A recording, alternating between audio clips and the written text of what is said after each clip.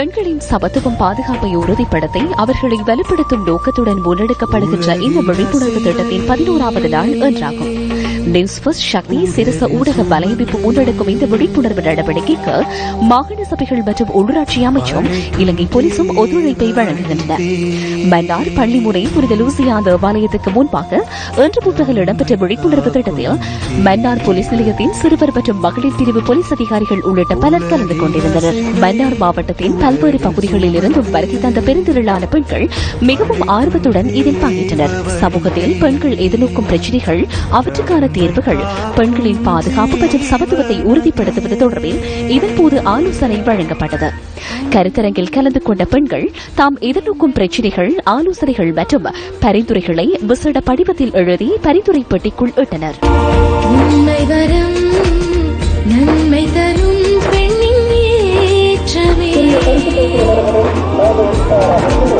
சக்திதனே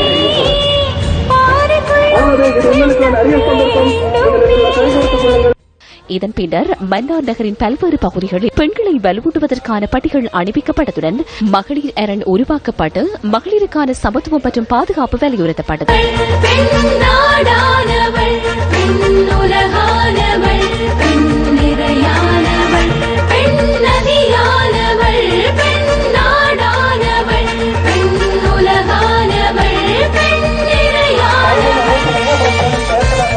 இன்றைய காலகட்டத்தை எடுத்து நோக்கினா பெண்கள் சமத்துவம் இல்லாம வாழ்ந்து கொண்டிருக்கிறாங்க.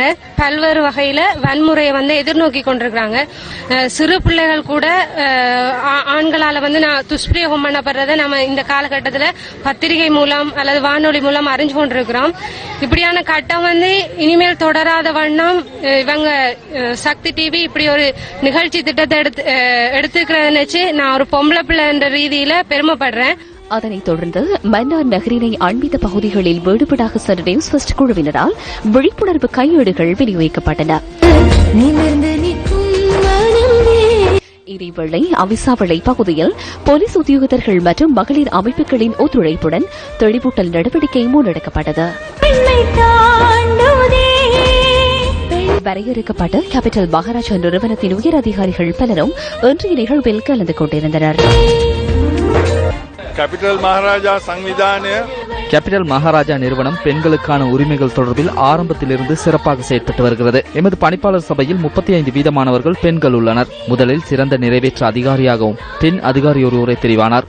அதேபோன்று எம்பிசி, எம்டிவி என்பவற்றை நிர்வகிக்கும் நிறைவேற்று பணிப்பாளர்களும் பெண்கள் என்பது குறிப்பிடத்தக்கது. அவ்வாறு பெண்களுக்காக சம உரிமையை எமது நிறுவனம் வழங்கியுள்ளது.